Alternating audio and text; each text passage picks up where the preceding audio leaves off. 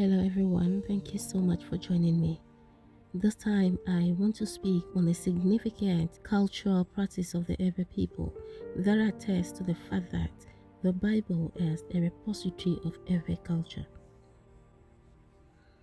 We will all appreciate the fact that most of the accounts in the Bible are just summaries of detailed events or practices of some people, and in this case, the Ewe people. Some of these summaries are really scanty, and because of that, many people think that the Bible is a fiction. But all of this is because the Bible has been presented out of context. If the Bible is presented and rightly linked to the culture from which it is being derived, then everything will be meaningful. Having said that, let's consider the topic of the day, which is taken from Proverbs chapter 30, verse 17. It says, "The eye that mocks his father and scorns obedience to his mother, the ravens of the valley will pick it out, and the young eagles will eat it." Now, this text is unimaginable to many people that are not accustomed to Ewe culture, whereas indigenous Ewes will understand this very much as it is their practice. During the prehistoric and historic eras, the Ewe people were a people that really trained up their children very well and possessed high moral standards.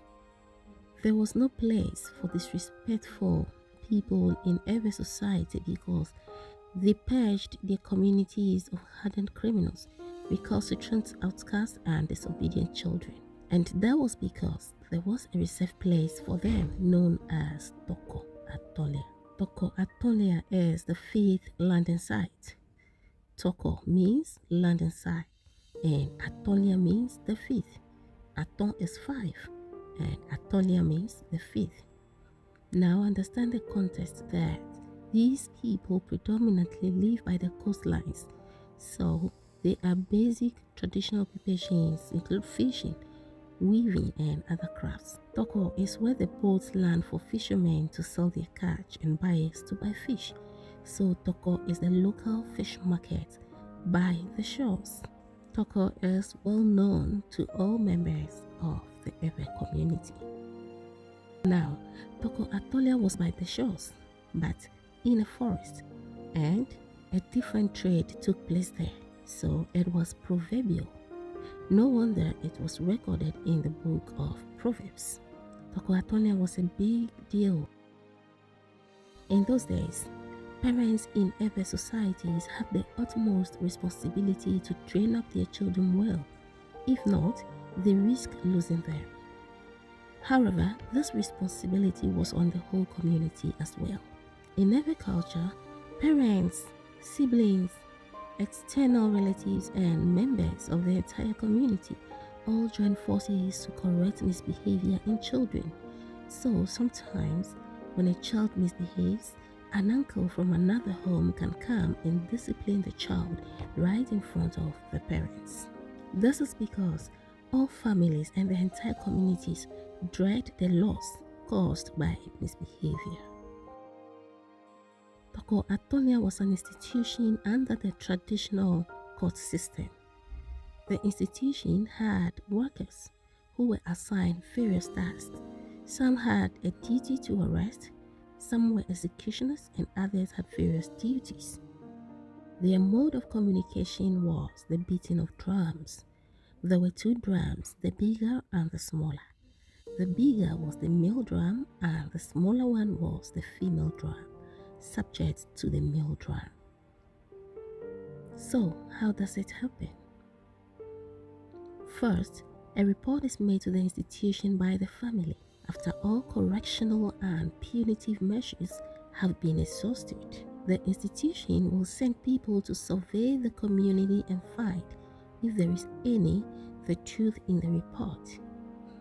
The messengers will return with their finding, and if the report is found to be true, the male drum will be beaten on the agreed date. On hearing the male drum, the small drummers have been informed of the night's assignment. The small drum will sound that night until they get to the compound of the recalcitrant person. He will be arrested and taken into the forest and handed over to the executioners that night. Before their arrival in the forest, another group of workers would have dug out pits for the burial of the culprit. Culprit will be buried alive in a standing position and covered up with soil up to the neck. In this situation, the individual cannot help himself as the hands are all buried.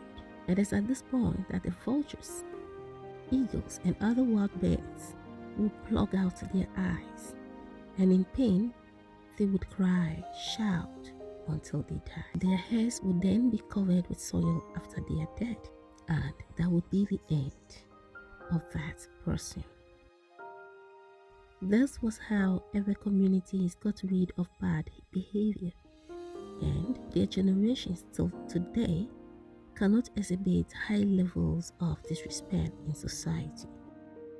This is one of the many cultural practices and principles that the Ewe people carried along with them through their journeys from Judea to their current locations in West Africa, and they are carried down from generation to generation. For instance, these are the words of Togisri I, a king of the Anglo Kingdom who ruled between 1468 and 1504. My children, do not ever forget these words. Criminals and nation wreckers, counsel your children and raise them on the path of absolute righteousness, for theirs is the nation tomorrow. Only today belongs to us, as we are no more tomorrow. Guide them into the right path, so that the nation will grow in strength, love, and bravery. Obedient children are like precious jewels to their parents and also to the whole nation. They are like diamond and pearls, and also silver and gold that adorn the nation. A nation's receptacle for knowledge, which exalts all nations, a source of joy in the afterlife. Yes, obeying the law is upholding the nation. Because of this, disobedient children should turn a new leaf and lead a good life. Debtors should stop being extravagant. Liars should learn to tell the truth. As for thieves, adulterers, and those who wish the death of others, there's no room for them in Anglo Kingdom at all. My kingdom and these people shall not share wealth unless they change their ways.